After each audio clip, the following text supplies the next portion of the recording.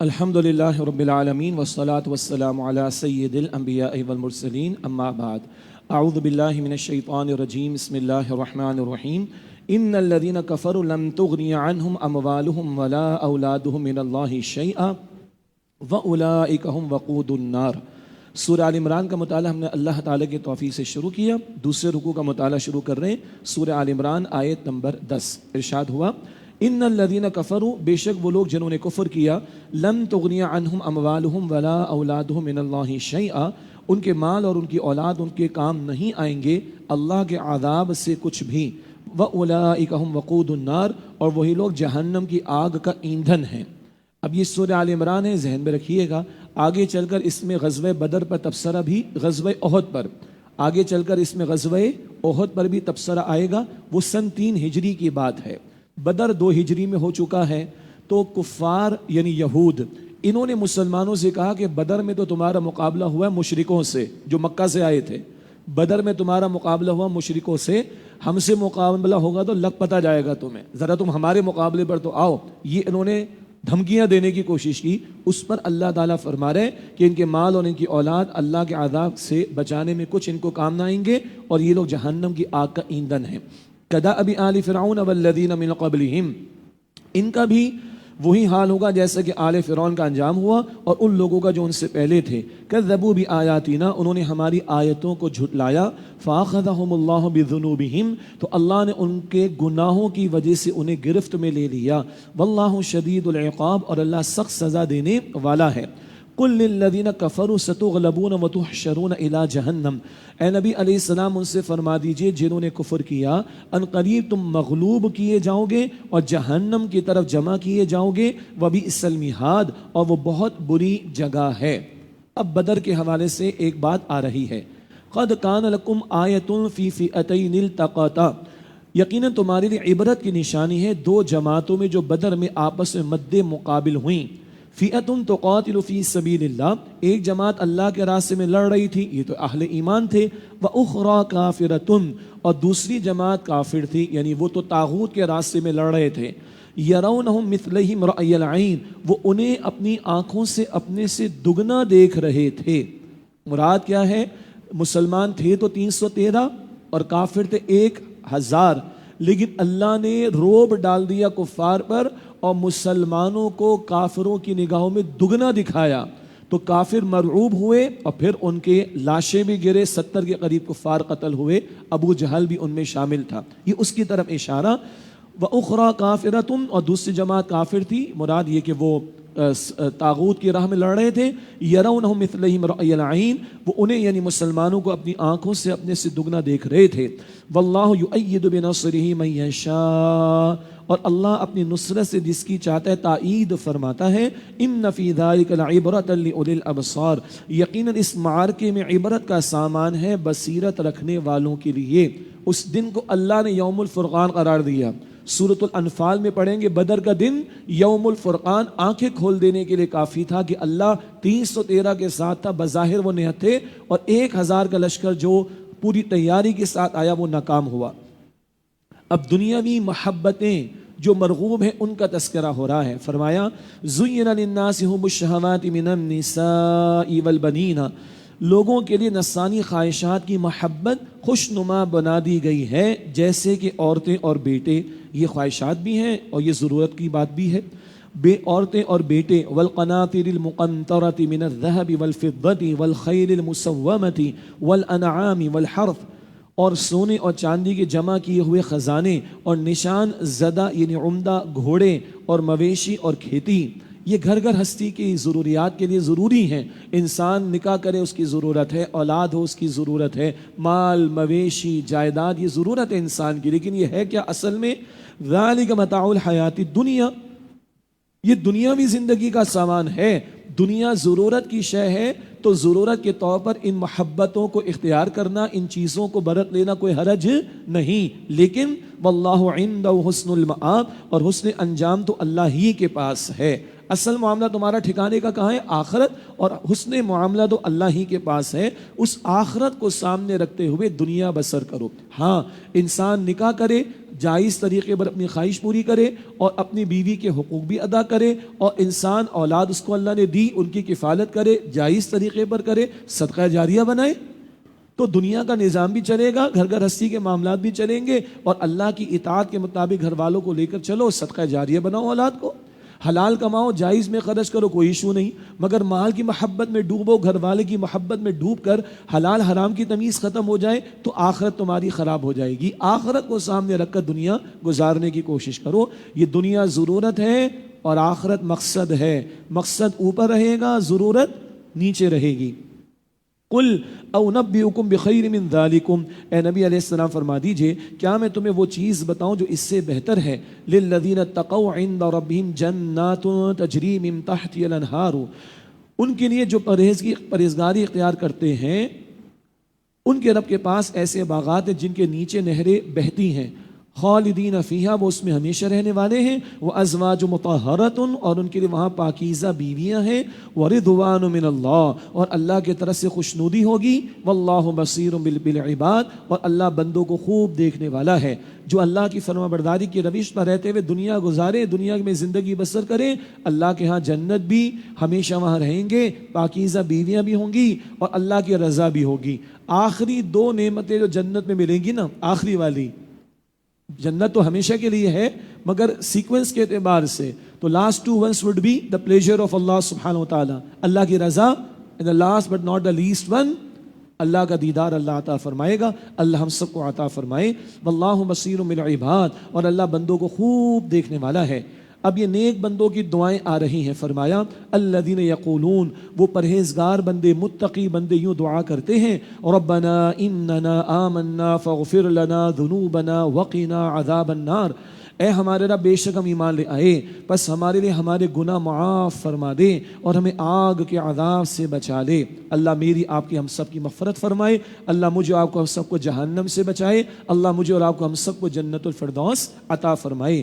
نیک لوگوں کی صفات بیان ہو رہی ہیں، فرمایا الصابرین والصادقین والقانتین والمنفقین والمستغفرین بالاسحار، وہ صبر کرنے والے ہیں اور سچے ہیں اور عبادت میں عاجزی کرنے والے ہیں اور اللہ کی راہ میں خرچ کرنے والے ہیں اور سحر کے اوقات میں گناہوں کی معافی مانگنے والے ہیں۔ سحری کے اوقات، یہ جو رات کا آخری حصہ ہوتا ہے، ایک تہائی رات، یعنی اگر مثلا 9 گھنٹے کی رات ہو تو آخری 3 گھنٹے، 12 گھنٹے کی رات کہیں ہو جائے تو آخری 4 گھنٹے سمجھ لیں۔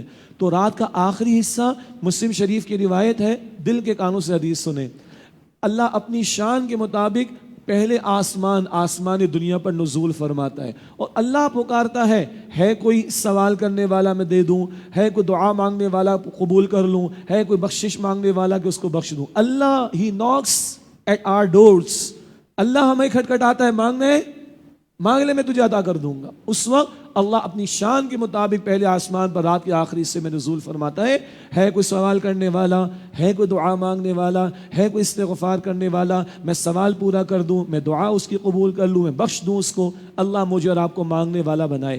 سحری میں اٹھتے تو ہیں بھائی، جہاں کھانے پینے کا اہتمام ہے، یہ جسم کی حاجت ہے، وہاں روحانی اہتمام بھی کر لیں، چند رکعتیں بھی ادا کر لیں۔ اب تو راتیں طویل ہیں نا، الحمدللہ راتیں طویل ہیں، کچھ رکعتیں بھی ادا کر لیں، تنہائی میں اللہ سے راز و نیاز کی باتیں کر لیں، ڈائریکٹ ڈائلنگ کر لیں اللہ تعالیٰ سے، ہم اور آپ ہوں، یعنی ہم اور ہم ہوں اور ہمارا رب ہمارے ساتھ ہو، یہ مطلب ہے کہنے کا، 1 to 1 اللہ تعالیٰ سے بات ہو اور اللہ اس وقت کہتا ہے مجھ سے مانگ لے۔ یہ اللہ کے نیک بندے، اللہ مجھے اور آپ کو رات کے آخری حصے کے اوقات کی قدر کرنے کی توفیق عطا فرمائے۔ والمستغفرین بالاسحار، اور سحر کے اوقات میں گناہوں کی معافی مانگنے والے ہیں۔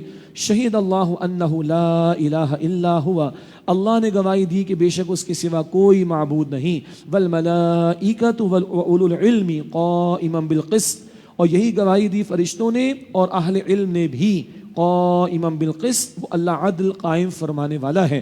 اللہ کے سوا کوئی معبود نہیں، یہ گواہی اللہ بھی دیتا ہے، فرشتے بھی دیتے ہیں، اہل علم بھی دیتے ہیں۔ اور اللہ کی شان کیا ہے؟ عدل قائم کرنے والا۔ نوٹ کیجئے گا، آیت نمبر 21 میں اللہ کے نیک بندوں کی صفت آئے گی عدل قائم کرنے والے۔ آئندہ ہم پڑھیں گے النساء آیت نمبر 135، اور سورۃ المائدہ آیت نمبر 8 اللہ ہم سے فرماتے عدل قائم کرنے والے بنو، یہاں یہ اللہ کی شان قائما بالقسط، اللہ عدل قائم فرمانے والا ہے، لا الہ الا هو العزیز الحکیم، اس اللہ کے سوا کوئی معبود نہیں، بہت غالب بڑی حکمت والا ہے۔ ان الدین عند اللہ الاسلام، بے شک دین تو اللہ تعالیٰ کے نزدیک پسندیدہ وہ صرف اسلام ہے۔ دین کا لفظ بڑا جامع ہے، اس کا ایک بڑا جامع مفہوم ہے نظام، انگریزی میں سسٹم۔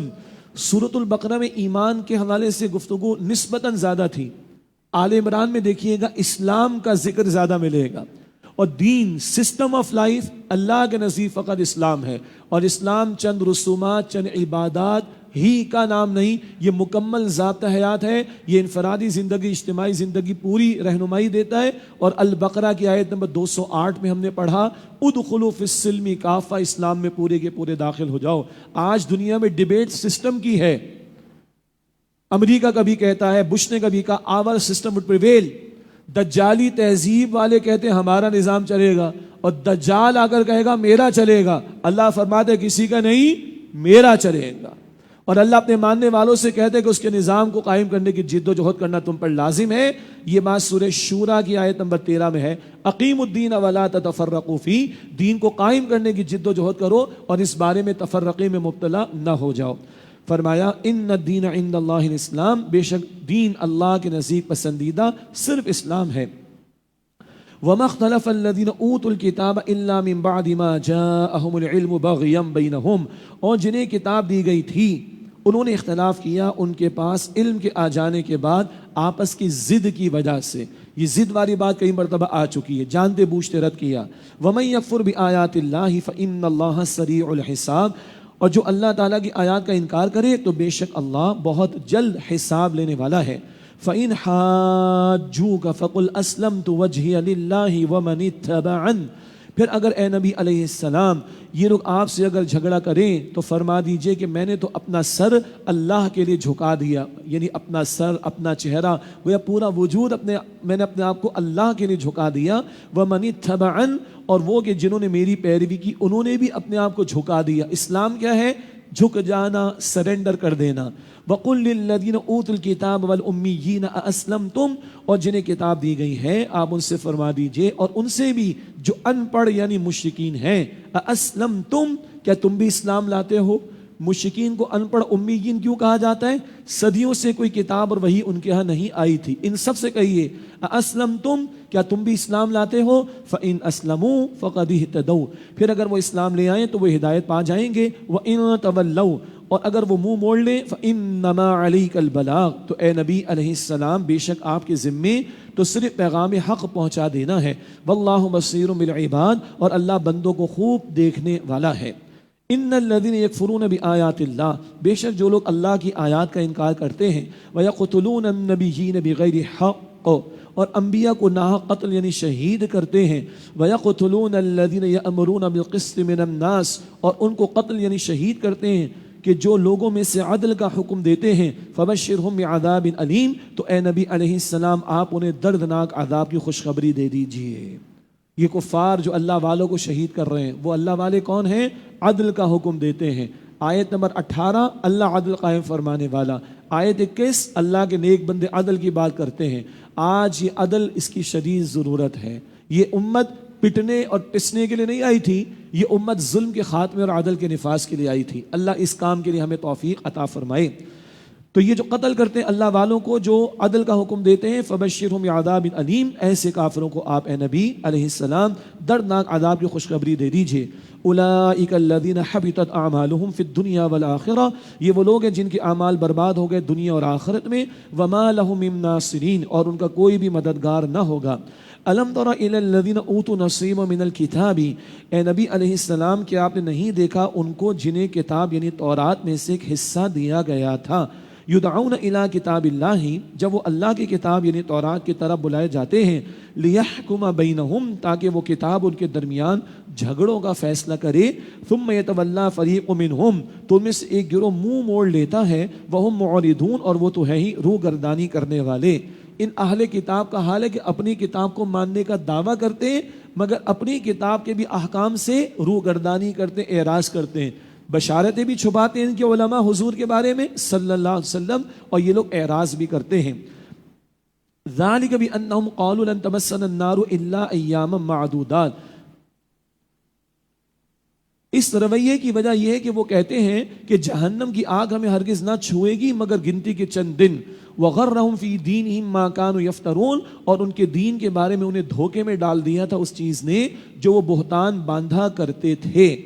بس چند دن ہم بھگت لیں گے سزا، یہ باتیں پہلے بھی آ گئیں، بچڑے کی پوجا پاٹ کی تھی، باقی تو جنت ہماری پکی ہے۔ اللہ تعالیٰ آگے تبصرہ عطا فرما رہا ہے، فَكَيْفَ إِذَا جَمَعْنَاهُمْ لِيَوْمٍ لَا رَيْبَ فِيهِ، پھر کیا حال ہوگا جب ہم انہیں جمع کریں گے ایک ایسے دن کہ جس کے آنے میں کوئی شک نہیں۔ وَوُفِّيَتْ كُلُّ نَفْسٍ مَا كَسَبَتْ، اور ہر شخص کو اس کا عمل، اور ہر شخص کو اس عمل کا پورا پورا بدلہ دیا جائے گا جو اس نے کمایا۔ وَهُمْ لَا يُظْلَمُونَ، اور ان پر کوئی ظلم نہیں کیا جائے گا۔ پیشی تو اللہ کیا ہوگی، محض کسی گروہ کے اندر ہونے کی بنیاد پر نجات نہیں، مسلم بن کر آنا پڑے گا، اسلام کے روش پر آنا پڑے گا، اور آخرت سامنے ہو تو بندے کے عمل کی اصلاح ہو سکتی ہے۔ اگلی دو آیتیں بہت پیاری ہیں توحید کے موضوع پر، بڑا پیارا مقام، مشہور بھی ہے۔ اس میں سے ایک حصہ ہمارے سیاست دانوں کو بھی یاد ہے۔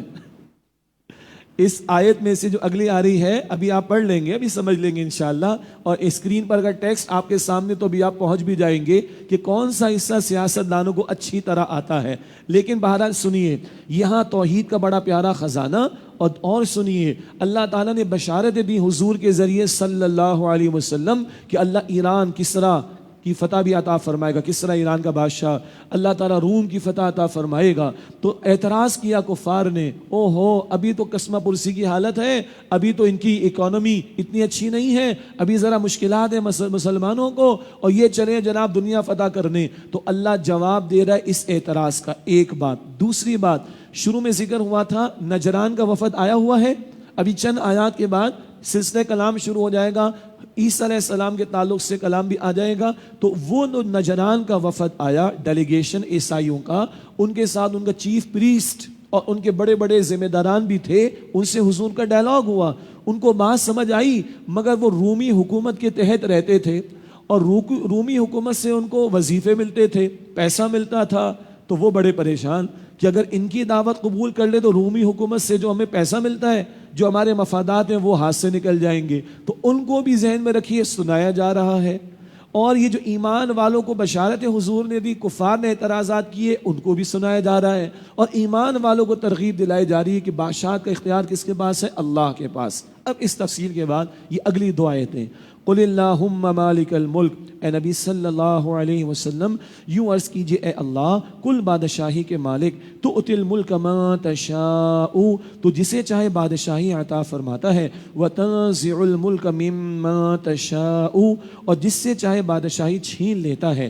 وتعز ما تشاء، اور تو جسے چاہے عزت عطا فرماتا ہے، وتذل ما تشاء، اور جسے چاہے ذلیل کرتا ہے۔ اب آپ پہنچ گئے؟ ہمارے سیاستدانوں کو اکثر یہ مقام یاد ہے، یا پھر وہ نصر من اللہ و فتح قریب، وہ تو یاد ہے، لیکن اس سے پیچھے جو مشقتیں جھیلنی ہے وہ یاد نہیں رہتا ہمیں۔ اللہ حال پر رحم فرمائے ہمارے۔ بہرحال یہاں اللہ کی شان، وتعز ما تشاء وتذل ما تشاء، اور تو جسے چاہے عزت عطا فرماتا اور جسے چاہے ذلیل کرتا ہے، بیدک الخیر، ساری بھلائی تیرے ہی ہاتھ میں ہے، انک علی کل شیء قدیر، بے شک تو ہر چیز پر پوری طرح قادر ہے۔ تولج اللیل فی النہار وتولج النہار فی اللیل، تو ہی رات کو دن میں داخل فرماتا ہے اور دن کو رات میں داخل فرماتا ہے۔ یہ دن رات کا نظام اللہ کی قدرت کی بڑی علامت اور نشانی۔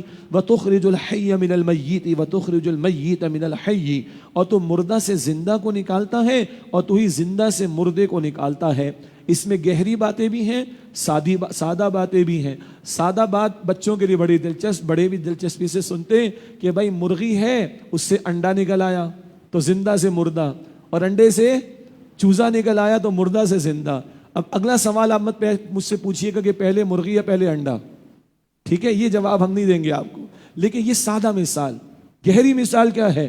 اللہ کسی جاہل کے گھر میں ایک صاحب علم کو کھڑا کر دے، اور کسی علم والے کے گھر میں کسی جاہل کو کھڑا کر دے۔ کسی مردہ قوم کو اللہ عروج عطا فرما دے اور کسی عروج والی قوم کو اللہ مردہ کر دے۔ یہ سب مثالیں اس کے ذیل میں آ سکتی ہیں۔ وَتُخْرِجُ الْحَيَّ مِنَ الْمَيِّتِ وَتُخْرِجُ الْمَيِّتَ مِنَ الْحَيِّ، اور تو مردہ سے زندہ کو نکالتا ہے اور تو ہی زندہ سے مردے کو نکالتا ہے، وَتَرْزُقُ مَا تَشَاءُ بِغَيْرِ حِسَاب، اور تو جسے چاہتا ہے بے حساب رزق عطا فرماتا ہے۔ یہ بڑا خزانہ توحید کا، اللہ اپنی ذات کا یقین عطا فرمائے، ایمان کی دولت عطا فرمائے، توکل کی نعمت عطا فرمائے، اور اللہ ہم سب کے لیے نصرت اور تائید کا معاملہ فرمائے اور ہمیں باطل کے مقابلے میں کھڑا فرما دے۔ لا يتخذ المؤمنون الكافرین اولیاء من دون المؤمنین، مومن کافروں کو اپنا دوست نہ بنائیں مومنوں کو چھوڑ کر۔ ومن يفعل ذلك فليس من اللہ فی شیء، اور جو شخص یہ کام کرے گا تو اس کا اللہ سے کوئی تعلق نہیں رہا۔ ایمان والوں کی حقیقی اور دلی اور قلبی دوستی ایمان والوں سے ہو سکتی ہے، حسن سلوک الگ شے ہے، وہ تو جانور کے ساتھ بھی کرنے کو کہا دین نے، لیکن قلبی دوستی مسلمان کی مسلمان سے ہو سکتی ہے۔ کافر اگر جنگ نہیں کرتے ہمارے خلاف، کافر اگر ہمارے خلاف جنگ نہیں کرتے، کسی کا ساتھ نہیں دیتے ہمارے خلاف، تو حسن سلوک ہو جائے گا۔ یہ بات سورۃ الممتحنہ میں آئے گی، لائن اللہ نے ڈرا کی ہے۔ جو کافر تم سے جنگ نہیں کرتے، تمہیں تمہارے گھروں سے نہیں نکالتے، تمہارے نکالنے پر کسی کی مدد نہیں کرتے، جاؤ ان کے ساتھ حسن سلوک کر لو۔ لیکن جو تم سے جنگ کریں، تمہیں تمہارے گھروں سے نکالیں، سورہ ممتحنہ 28 پارے میں، ان سے تمہارا حسن سلوک کا معاملہ بھی نہیں ہوگا، فرق کیا جائے گا۔ لیکن عموم کے اعتبار سے قلبی دوستی مسلمان کے مسلمان سے ہوگی، کافر سے نہیں۔ اور جو یہ کرے گا اس کا اللہ سے کوئی تعلق نہیں رہا، گویا تم نے اللہ کے غضب کو دعوت دے دی۔ ہاں ایکسیپشن بیان ہو رہا ہے، الا ان تتقوا منهم تقا، سوائے اس کے کہ تم ان کے شر سے بچنا چاہو تو کوئی مضائقہ نہیں۔ مثال کے طور پر کوئی ظلم کا معاملہ ہو گیا، کوئی مسلمان کافروں کے نرغے میں آ گیا، کوئی گروہ مسلمانوں کا کفار کے زیر تسلط آ گیا، تو ظاہری طور پر کوئی تعلق ہونا ایک الگ شے ہے۔ جان بچانے کی اگر نوبت آ گئی ہے اس کی تو گنجائش ہے، مگر دل کھول کر کافروں سے تعلق ہو، دل کھول کر ان کے ساتھ تعلقات ہوں۔ جیسے کہ آج کچھ لوگ کافروں کو زیادہ اچھا سمجھتے مسلمانوں سے، عجیب بات ہے، عجیب بات ہے۔ تو نہیں، یہ قلبی دوستی مسلمان کی صرف مسلمان سے ہو سکتی ہے۔ وَيُحَذِّرُكُمُ اللَّهُ نَفْسَهُ، اور اللہ تمہیں اپنے غضب سے ڈراتا ہے، یہ اہم بات ہے۔ اللہ کے غضب کا ڈر رکھو، اللہ کے سامنے تم نے پیش ہونا ہے مرنے کے بعد۔ وَإِلَى اللَّهِ الْمَصِيرُ، اور اللہ ہی کی طرف پلٹ کر جانا ہے۔ قُلْ إِن تُخْفُوا مَا فِي صُدُورِكُمْ أَوْ تُبْدُوهُ يَعْلَمْهُ اللَّهُ، اے نبی علیہ السلام فرما دیجئے کہ اگر تم اسے چھپاؤ جو تمہارے سینوں میں ہے یا اسے ظاہر کر دو، اللہ بہرحال اسے جانتا ہے۔ یہ جملہ کبھی الگ سے بھی پڑھیں، کبھی اس کا ترجمہ گھر میں پرنٹ آؤٹ نکال کر رکھ لیں، کوئی نوٹس بورڈ پر، وائٹ بورڈ پر لگا لیں۔ کیا؟ اے نبی فرما دیجئے کہ اگر تم اسے چھپاؤ جو تمہارے سینوں میں یا اسے ظاہر کر دو، اللہ بہرحال اسے جانتا ہے۔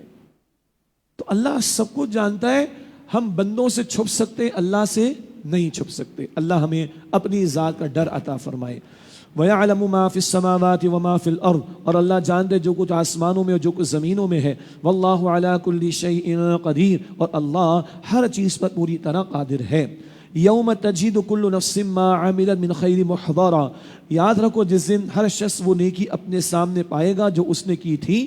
وَمَا عَمِلَتْ مِنْ سُوءٍ، اور وہ برائی بھی جو اس نے کی تھی سب انسان کے سامنے ہوگا۔ تود لو ان بینہا و بینہ امدا بعیدا، تو برا انسان آرزو کرے گا کہ کاش اس کے اور اس کی بدی کے درمیان بہت دور کا فاصلہ ہوتا۔ اس دن تمنا کرے گا یہ جرائم میرے سامنے نہ رکھ دیے گئے ہوتے، آج کاش یہ میرا حصہ میرے سامنے نہ پیش کر دیا گیا ہوتا، کاش اس کو چھپا دیا گیا ہوتا۔ اس دن کی حسرت سے کوئی فائدہ نہیں، آج ڈر کا فائدہ ہے، اللہ کا ڈر اختیار کرنا چاہیے۔ وَيُحَذِّرُكُمُ اللَّهُ نَفْسَهُ، اور اللہ تمہیں اپنے غضب سے ڈراتا ہے۔ وَاللَّهُ رَءُوفٌ بِالْعِبَادِ، اور اللہ بندوں پر بہت شفقت فرمانے والا ہے۔ یہ دونوں باتیں ساتھ ساتھ چلتی ہیں، اللہ ڈراتا بھی ہے اور اللہ بہت شفقت فرمانے والا ہے۔ حدیث میں آتا ہے الایمان بین الخوف والرجاء، ایمان خوف اور امید کی درمیانی کیفیت کا نام ہے۔ ایمان خوف اور امید کی درمیانی کیفیت کا نام ہے۔ اللہ کی پکڑ کا خوف بھی رہے اور اللہ کی رحمت کی امید بھی رہنی چاہیے، یہ اعتدال کا رویہ۔ یہ 3 رکوع اور 30 آیات سورہ آل عمران کی مکمل ہوئی۔ کچھ تمہیدی نوعیت کی باتیں آ گئیں اور نصارہ کے تعلق سے کچھ تمہیدی بات آئی ہے۔ اب سلسلہ کلام آ رہا ہے اور وہ نصارہ کا جو ڈیلیگیشن آیا، اور یہ سن 9 ہجری کی بات ہے، 9 ہجری کی، نجران کا علاقہ یمن کے قریب، وہاں سے آیا نصارہ کا ڈیلیگیشن، ان سے مکالمہ ہو رہا ہے اور 2 ٹوک بات بھی ہوگی اور ایک مباہلہ بھی ہوگا۔ کیا لفظ ہے؟ مباہلہ۔ وہ لفظ آئے گا تو عرض کریں گے انشاءاللہ تعالی۔ چیلنج دینے والی بات کہ جو حق پر ہے اللہ تعالیٰ اس کا ساتھ دے گا اور جو باطل پر اللہ اس پر لعنت کر دے۔ اللہ اکبر۔ مباہلے کی دعوت، یہ سارے موضوعات اب اگلی آیات میں آ رہے ہیں، اور پہلے تمہیدی بات آ گئی۔ اب ہم دیکھیں گے انشاءاللہ تعالی نبی علیہ السلام کی اتباع اور اطاعت کا حکم، اور پھر زکریا علیہ السلام کے ہاں حضرت یحییٰ علیہ السلام کی موزانہ پیدائش کا ذکر آئے گا، پھر بیوی مریم علیہ السلام کے ہاں عیسیٰ علیہ السلام کی موزانہ پیدائش کا ذکر آئے گا، اور پھر نصارہ کے غلط عقیدوں کا رد بھی ہمارے سامنے آئے گا۔ اس ترتیب سے مضامین اب آگے آ رہے ہیں۔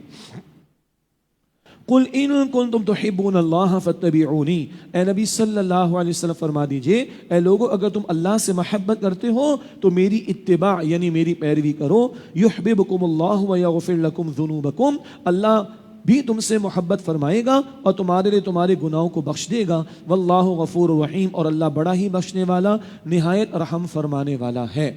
نصارہ عیسیٰ علیہ السلام کو مانتے، اللہ کو ماننے کا دعویٰ تو کرتے ہیں، لیکن حضور کو نہیں مانتے صلی اللہ علیہ وسلم، تو اس خاص پس منظر میں بھی کہا جا رہا ہے اے نبی علیہ السلام ان سے فرما دیجئے اگر اللہ سے محبت کرتے ہو تو میری اتباع کرو۔ محمد مصطفیٰ علیہ السلام کو مانے بغیر تو مسلمان نہیں ہو سکتے۔ لاکھ اللہ کو ماننے کا دعویٰ ہے، نبی علیہ السلام کے رسالت پر ایمان نہیں لاتے، کوئی فائدہ نہیں، تمہارا ایمان کا دعویٰ باطل۔ ایک ہمارے لیے کیا ہے؟ اللہ سے محبت کا دعویٰ ہے، یہ محبت ماتھے پر لکھی نہیں ہوگی، گلے میں کوئی اس کا میڈل نہیں ہوگا، اس کا ثبوت پیش کرو اتباع رسول سے صلی اللہ علیہ وسلم۔ اللہ کی محبت کا دعویٰ ہے تو نبی علیہ السلام کی اتباع کا ثبوت پیش کرو، اور اتباع حکم سے آگے کی بھی شے ہے۔ ایک لفظ اطاعت اگلی آیت میں آ رہا ہے، وہ ہے ڈوز اینڈ ڈونٹس کے معاملات، یہ حکم ہے کرنے کا کرو، یہ حکم ہے نہ کرنے کا رک جاؤ۔ اطاعت سے بھی آگے میدان ہے اتباع کا، نبی علیہ السلام کی ایک ایک ادا کی پیروی کی کوشش کرنا، یہ اتباع کا میدان ہے۔ تو ہم سے بھی اللہ فرما رہا ہے اللہ سے محبت کا دعویٰ ہے، اے نبی آپ فرمائیے میری اتباع کرو صلی اللہ علیہ وسلم۔ اور سنیے جامع ترمذی کی روایت، نبی علیہ السلام نے فرمایا من احب سنتی فقط احبنی ومن احبنی کان معی فی الجنہ، جس نے میری سنت سے محبت کی اس نے یقیناً مجھ سے محبت کی، اور جس نے مجھ سے محبت کی وہ میرے ساتھ جنت میں ہوگا۔ تو نبی علیہ السلام کی اتباع یہ ثبوت ہے اللہ کی محبت کا۔ اور اس ضمن میں آخری بات، انگلش میں کہتے ہیں نیور سیٹل فار دا لیس، میں ایڈ کیا کرتا ہوں rather go for the best, اور بیسٹ آف دا بیسٹ کیا ہے؟ دعوت دین کی سنت 23 برس، اقامت دین کی جد و جہد 23 برس، مکے میں قرآن کے ذریعے جماعت سازی 13 برس، مدنی دور میں بدر، احد، احزاب، فتح مکہ، غزوہ تبوک، انٹرنیشنل لیول پر بیرون عرب اللہ کے دین کے غلبے کے بعد اس انقلاب کا ایکسپینشن کا معاملہ، یہ 23 برس کی جد و جہد ہے، یہ آج میرے اور آپ کے ذمے ہے۔ یہ اتباع کا سب سے بڑا میدان ہے حضور کی صلی اللہ علیہ وسلم، یہ ہم سے مطالبات ہیں۔ اس تعلق سے ہمارے استاد ڈاکٹر اسرار صاحب رحمۃ اللہ علیہ کا ایک کتاب چاہتا ہے حب رسول اور اس کے تقاضے، حب رسول اور اس کے تقاضے، بڑا قیمتی کتابچہ ہے، اس کا مطالعہ مفید رہے گا۔ اور ایک اور کتابچہ بھی ہے نبی کریم صلی اللہ علیہ وسلم سے ہمارے تعلق کی بنیادیں، نبی کریم صلی اللہ علیہ وسلم سے ہمارے تعلق کی بنیادیں، اس میں بھی یہ تفاصیل آپ کو انشاءاللہ ملیں گی۔ فرمایا یحببکم اللہ، تو اللہ بھی تم سے محبت فرمائے گا۔ تم اللہ سے محبت کرنے چلے تھے، نبی علیہ السلام کی اتباع پر آؤ، اللہ تم سے محبت فرمائے گا۔ وَيَغْفِرْ لَكُمْ ذُنُوبَكُمْ، اور اللہ تمہارے لیے تمہارے گناہوں کو بخش دے گا۔ وَاللَّهُ غَفُورٌ رَحِيمٌ، اور اللہ بڑا بخشنے والا نہایت رحم فرمانے والا ہے۔ قل اطیعوا اللہ والرسول، اے نبی صلی اللہ علیہ وسلم فرما دیجئے اطاعت کرو اللہ کی اور اطاعت کرو رسول صلی اللہ علیہ وسلم کی۔ تو اللہ اور اللہ کے رسول کی اطاعت کرو۔ نوٹ کیجئے گا یہ انداز کم از کم 11 مرتبہ قرآن پاک میں ساتھ ساتھ آیا ہے، 11 مرتبہ کم از کم اللہ کی اطاعت، رسول کی اطاعت علیہ السلام۔ اور ایک جگہ انداز مختلف ہے، سورہ نساء آیت نمبر 80، سورہ نساء کی آیت نمبر 80 میں ہے من یطع الرسول فقد اطاع اللہ، جس نے رسول کی اطاعت کی علیہ السلام اس نے اللہ کی اطاعت کی۔ تو اللہ اور اللہ کے رسول کی اطاعت شمار کرنے میں 2 ہیں، حقیقت میں ایک ہے۔ حضور کی اطاعت ہوگی تو اللہ کی اطاعت ہو سکے گی، اور اکثر اطاعت کا جو دائرہ ہے وہ احکام سے متعلق ہے، ڈوز اینڈ ڈونٹس، یہ کرنا ہے یہ نہیں کرنا۔ فرمایا کہ اطاعت کرو اللہ کی، رسول علیہ السلام کی، فَإِن تَوَلَّوْا فَإِنَّ اللَّهَ لَا يُحِبُّ الْكَافِرِينَ، پھر اگر یہ منہ موڑ لیں تو بے شک اللہ کافروں کو پسند نہیں کرتا۔ اب سلسلہ کلام میں آ رہا ہے، پہلے بی بی مریم علیہ السلام کا تذکرہ جب ان کی ولادت ہوئی ان کی والدہ محترمہ کے ہاں، پھر زکریا علیہ السلام کے ہاں یحییٰ علیہ السلام، پھر حضرت مریم علیہ السلام کے ہاں یا حضرت عیسیٰ علیہ السلام، یہ ترتیب آئے گی۔ فرمایا ان اللہ اصطفیٰ آدم و نوح و آل ابراہیم و آل عمران علی العالمین، بے شک اللہ نے چن لیا آدم اور نوح اور آل ابراہیم کو علیہم السلام اور آل عمران کو ان کے زمانے کے تمام جہان والوں پر، اس زمانے کے اعتبار سے چن لیا، ورنہ ابدی فضیلت سب سے بڑھ کر محمد مصطفیٰ صلی اللہ علیہ وسلم کے لیے ہے۔ تو اللہ نے چن لیا آدم اور نوح اور آل ابراہیم کو۔ آل عمران دو مشہور گزرے تاریخ میں، ایک موسیٰ علیہ السلام کے والد اور ایک بی بی مریم کے والد، تو یہاں مراد بی بی مریم کے والد عمران ہیں۔ وہ آل عمران علی العالمین، اللہ نے چن لیا آدم اور نوح اور آل ابراہیم اور آل عمران کو ان کے زمانے کے تمام جہان والوں پر، ذریۃ بعضھا من بعض، وہ ایک دوسرے کی اولاد تھے، واللہ سمیع علیم، اور اللہ خوب سننے والا خوب جاننے والا ہے۔ اذ قالت امرأۃ عمران، یاد کرو جب عمران کی بیوی نے عرض کیا، رب انی نذرت لک ما فی بطنی محررا فتقبل منی، اے میرے رب بے شک میں تیرے لیے نظر کرتی ہوں جو میرے بطن میں ہے سب کاموں سے آزاد کر کے، بس میری طرف سے یہ نظر قبول فرما۔ یہ بی بی مریم کی والدہ ہیں۔ انک انت السمیع العلیم، بے شک تو ہی خوب سننے والا خوب جاننے والا ہے۔ فلما وضعتها قالت رب انی وضعتها انثى، تو جب انہوں نے اس لڑکی کو جنم دیا تو حسرت سے کہنے لگی، اے میرے رب بے شک میں نے تو ایک بچی کو جنم دیا ہے، ارادہ تھا کہ بیٹا ہوگا تو سارے کاموں سے آزاد رکھ کر اللہ کے دین کی خدمت کے لیے نظر کر دوں گی، وقف کر دوں گی، اللہ نے بیٹی عطا کر دی۔ عرض کرنے لگی حسرت سے، اے میرے رب بے شک میں نے تو ایک بیٹی کو جنم دیا ہے، واللہ اعلم بما وضعت، اور اللہ خوب جانتا ہے کہ انہوں نے کسے جنم دیا ہے، ولیس الذکر کالانثی، اور کوئی لڑکا اس لڑکی جیسا نہیں ہو سکتا تھا۔ جو عظمت، جو مقام، جو رتبہ بی بی مریم کو اللہ نے دیا، سینکڑوں کیا ہزاروں کیا کروڑوں مردوں کو بھی نہیں میسر آ سکتا۔ ولیس الذکر کالانثی، اور کوئی لڑکا اس لڑکی جیسا نہیں ہو سکتا تھا۔ وانی سمیتھا مریم، اور عرض کرنے لگی میں نے اس بچی کا نام مریم رکھا ہے، وانی اعیذھا بک وذریتھا من الشیطان الرجیم، اور بے شک میں اسے اور اس کی اولاد کو تیری پناہ میں دیتی ہوں شیطان مردود کے شر سے۔ یہ بہت قیمتی بات ہے، اس بچی کو بھی تیری پناہ میں دیتی ہوں اور اس کی اولاد کو بھی۔ وہ کب ہوگی اولاد پتہ نہیں، دعا ابھی سے ہو رہی ہے شرور سے بچائے جانے کی۔ سنت میں اللہ کے نبی علیہ السلام نے تعلیم دی ہے، لوگ توجہ نہیں کرتے۔ زوجین کے تعلق کے موقع کی دعائیں رسول اللہ نے سکھائی ہیں صلی اللہ علیہ وسلم۔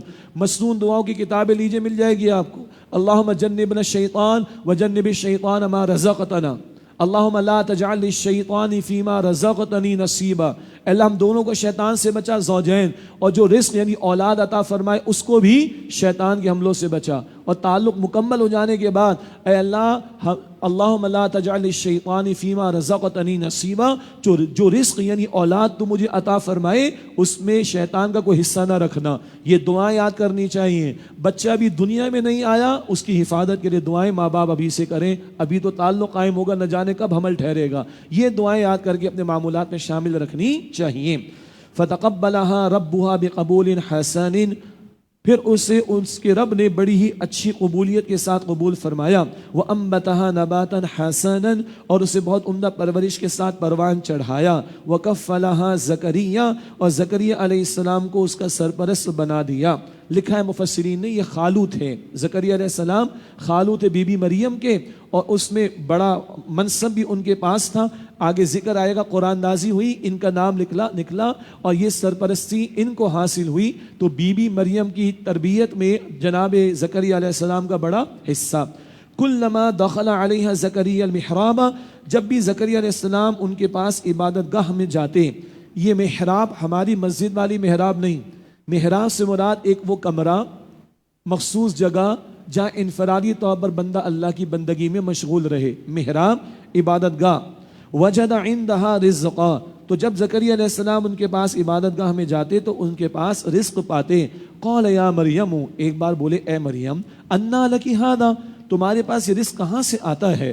ایک تفسیر یہ بیان کی گئی کہ بے موسم کے پھل بیوی مریم کے سامنے رکھے ہوتے تھے۔ اے مریم کہاں سے؟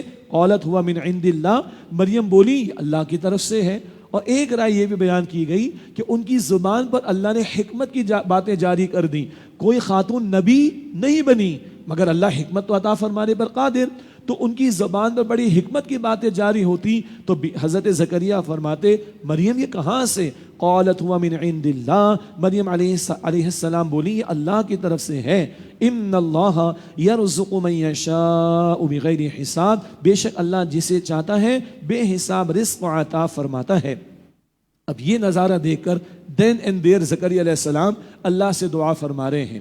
اچھا ایک منٹ رک کر ذرا ایک بڑی پیاری بات سمجھ لیجئے۔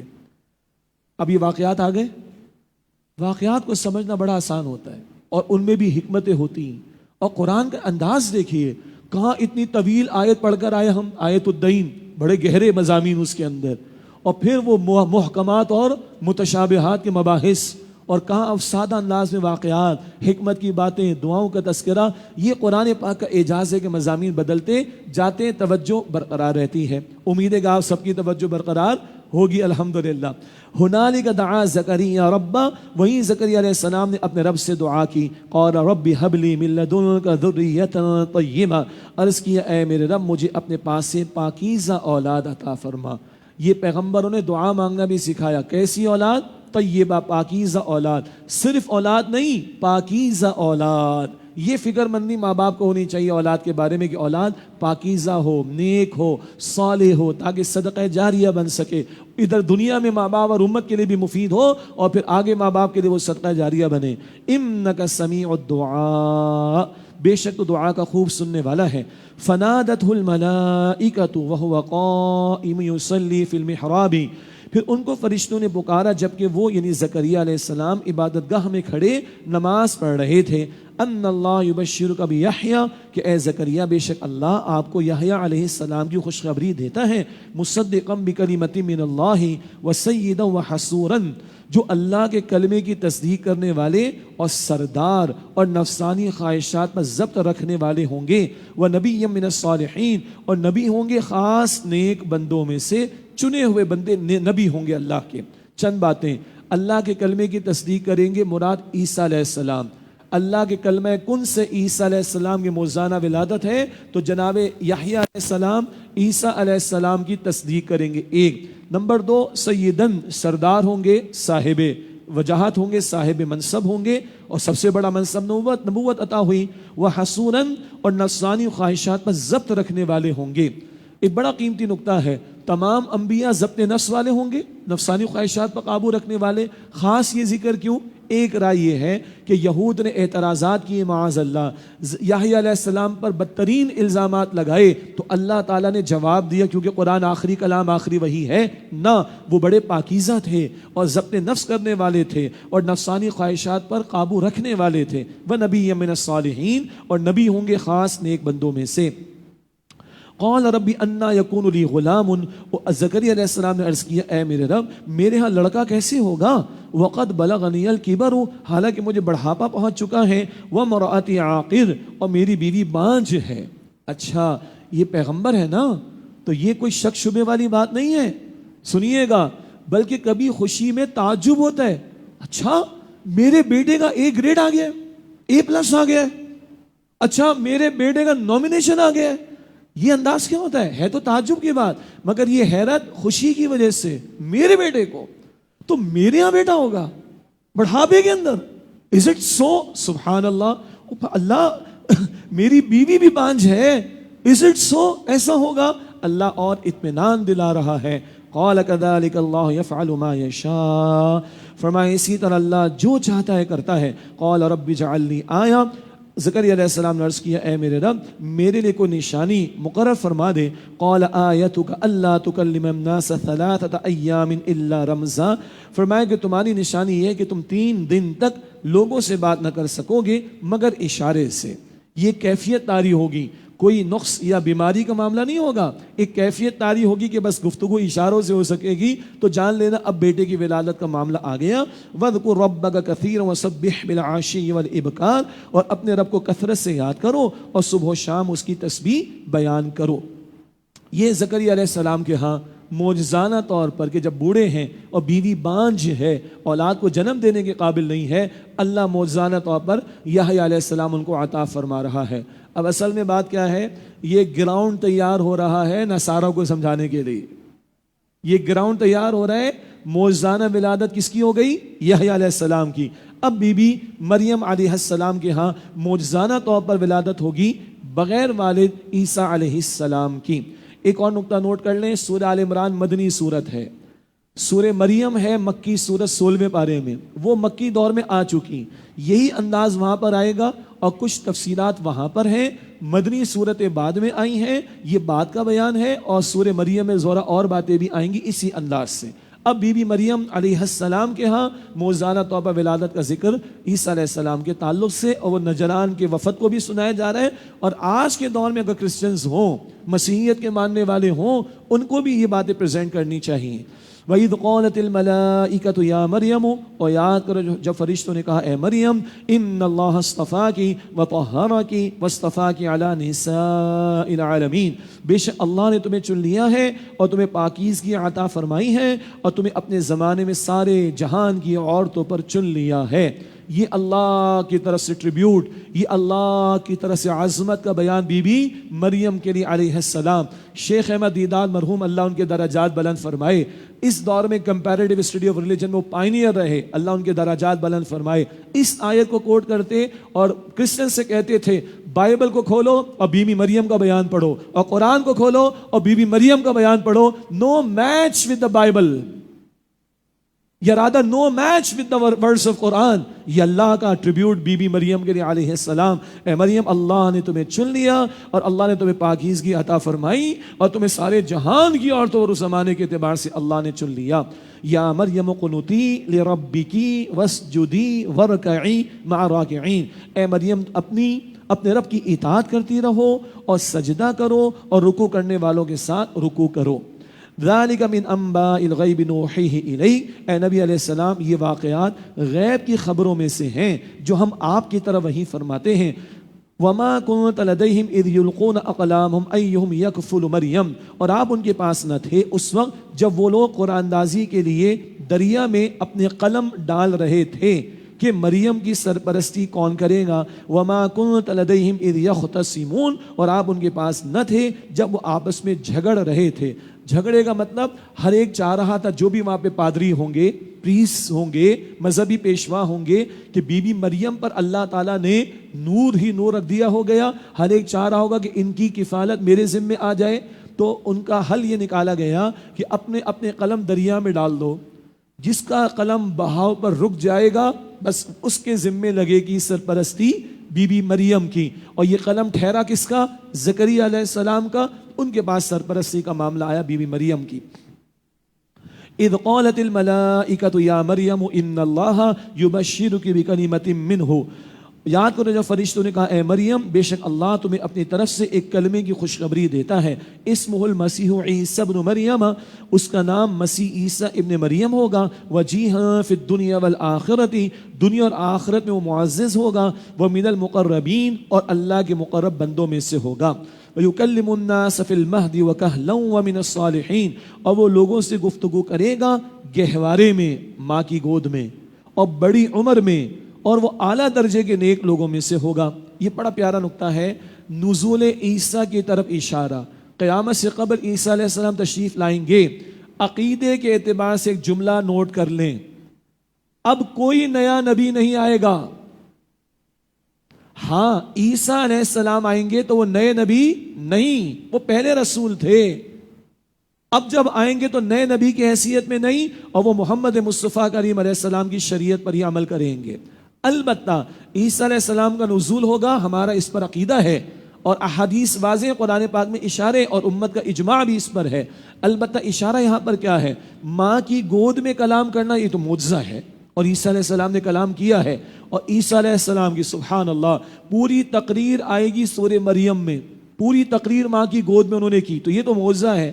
بھئی بڑی عمر میں تو ہر بندہ بات کرتا ہے، تو اس میں کون سے معجزے کی بات ہے؟ اور نمبر 2، بڑی عمر، پختہ عمر، قرآن پاک کہتا ہے 40 برس، سورہ احقاف آیت نمبر 15، 40 برس پختہ عمر، اور 33 برس کی عمر میں عیسیٰ علیہ السلام کو آسمانوں پر اللہ نے صحیح سالم بلند فرما لیا، 33 برس کی عمر میں۔ تو 40 سال کی تو نہ ہوئی ان کی، تشریف لائیں گے اور کلام ہوگا، تو پختہ بڑی عمر میں بھی کلام کریں گے، اور بڑی عمر میں ان کا کلام کرنا معجزہ کس معنی میں؟ اللہ نے آسمانوں پر بلند فرما لیا، صدیاں ہو گئی، دوبارہ تشریف لائیں گے اور کلام کریں گے، یہ ہے معجزے کا پہلو، ورنہ بڑی عمر میں ہر بندہ آدمی گفتگو کر رہا ہوتا ہے۔ وَمِنَ الصَّالِحِينَ، اور اعلیٰ درجے کے نیک لوگوں میں سے ہوگا۔ قالت رب انا یکون لی ولد ولم یمسسنی بشر، مریم علیہ السلام بولی اے میرے رب میرے ہاں بچہ کیسے ہوگا حالانکہ مجھے کسی انسان نے چھوا تک نہیں۔ قال کذلک اللہ یخلق ما یشاء، فرمایا ایسا ہی ہوگا، اللہ جو چاہتا ہے پیدا فرماتا ہے۔ اذا قضى امرا فانما يقول له كن فيكون، جب وہ کسی کام کو کرنے کا فیصلہ فرماتا ہے تو اس سے یہی فرماتا ہے کہ ہو جا، تو وہ فوراً ہو جاتا ہے۔ اللہ کے لیے کچھ مشکل نہیں، اللہ علی کل شیء قدیر۔ ويعلمه الكتاب والحکمة والتوراة والانجیل، اور وہ اللہ اسے کتاب اور حکمت سکھائے گا اور تورات اور انجیل سکھائے گا۔ عیسیٰ علیہ السلام کو نئی شریعت نہیں ملی، شریعت تورات میں تھی، اسی کو انہوں نے جاری رکھا۔ انجیل میں حکمت کی باتیں، ان کے وعظ و نصیحت کی باتیں، تمثیلات، پیربلز کا بیان، دعاؤں کا بیان بڑا پیارا ہے انجیل میں۔ تورات میں جو شریعت تھی عیسیٰ علیہ السلام نے اسی کو جاری رکھا، چنانچہ اس آیت کی یہ بھی ترجمانی ہے، اللہ انہیں کتاب یعنی احکام سکھائے گا، مراد تورات، اور حکمت سکھائے گا، مراد انجیل۔ تورات میں احکام، حکمت، انجیل میں اس کا بیان۔ وَرَسُولًا إِلَىٰ بَنِي إِسْرَائِيلَ أَنِّي قَدْ جِئْتُكُمْ بِآيَةٍ مِّن رَبِّكُمْ، اور وہ بنی اسرائیل کی طرف رسول ہوگا۔ یہ اہم نقطہ ہے، عیسیٰ علیہ السلام کی رسالت صرف بنی اسرائیل کے لیے ہے۔ سینٹ پال تھا جس نے عیسیٰ علیہ السلام کی 3 صدیوں کے بعد عیسائیت کو مشنری ریلیجن بنایا ہے، مشنری مذہب بنایا ہے، ورنہ عیسیٰ علیہ السلام کی تعلیم نان اسرائیلیز کے لیے نہیں ہے، صرف اسرائیل والوں کے لیے ہے، بنی اسرائیل کے لیے ہے۔ چنانچہ یہ گڑبڑ کی ہے سینٹ پال نے عیسیٰ علیہ السلام کی 3 صدیوں کے بعد، سارے انسانوں کے لیے رسالت رسول اللہ کی ہے صلی اللہ علیہ وسلم۔ یہ باتیں بار بار آئیں گی، سورہ اعراف کی آیت نمبر 158 میں بھی اس کا ذکر آئے گا۔ وَرَسُولًا إِلَىٰ بَنِي إِسْرَائِيلَ، اور وہ بنی اسرائیل کی طرف رسول ہوں گے۔ أَنِّي قَدْ جِئْتُكُمْ بِآيَةٍ مِّن رَبِّكُمْ، وہ کہیں گے یقیناً میں تمہارے پاس نشانی لے کر آیا ہوں تمہارے رب کی طرف سے۔ أَنِّي أَخْلُقُ لَكُم مِّنَ الطِّينِ، بے شک میں تمہارے لیے مٹی سے بناتا ہوں، کَهَيَّةِ الطَّيْرِ، ایک پرندے کی سی صورت، فَأَنفُخُ فِيهِ، پھر میں اس میں پھونک مارتا ہوں، فَيَكُونُ طَيْرًا بِإِذْنِ اللَّهِ، تو وہ اللہ کے حکم سے اڑتا ہوا پرندہ ہو جاتا ہے۔ وَأُبْرِئُ الْأَكْمَحَ وَالْأَبْرَصَ، اور میں پیدائشی نابینا اور کوڑ کے مریض کو ٹھیک کر دیتا ہوں۔ وَأُحْيِي الْمَوْتَ بِإِذْنِ اللَّهِ، اور میں مردہ کو زندہ کر دیتا ہوں اللہ کے حکم سے۔ وَأُنَبِّئُكُم بِمَا تَأْكُلُونَ وَمَا تَدَّخِرُونَ فِي بُيُوتِكُمْ، اور میں تمہیں بتا دیتا ہوں جو تم کھا کر آتے ہو اور جو اپنے گھروں میں جمع کر کے رکھتے ہو۔ ان فی ذلک لآیۃ لکم ان کنتم مؤمنین، یقیناً اس میں تمہارے لیے نشانی ہے اگر تم مؤمن ہو۔ یہ عیسیٰ علیہ السلام کے معجزات کا ذکر ہے۔ اللہ کے حکم سے مٹی سے پرندہ کی صورت بناتا ہوں، پھونک مارتا ہوں، اللہ کے حکم سے اڑتا ہے۔ پیدائشی نابینا اور کوڑ کے مریض کو ٹھیک کر دیتا ہوں، مردہ کو زندہ کرتا ہوں اللہ کے حکم سے۔